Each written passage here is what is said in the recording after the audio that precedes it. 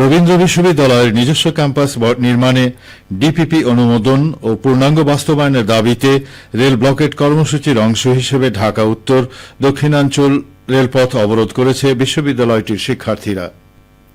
আজ সকাল ৯টায় সিরাজগঞ্জের উল্লাপাড়া রেল স্টেশনের ক্রসিংয়ে অবস্থান নিয়ে অবরোধ কর্মসূচি শুরু করা হয়।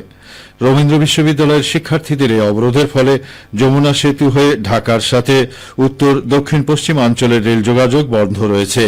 এতে উল্লাপাড়া রেল স্টেশনের দুই প্রান্তের স্টেশনগুলোতে আটকা পড়েছে ধূমকেতু, সিল্ক সিটি, চিলাহাটি এক্সপ্রেস সহ বেশ কয়েকটি যাত্রীবাহী ট্রেন। ভোগান্তিতে পড়েছেন যাত্রীরা।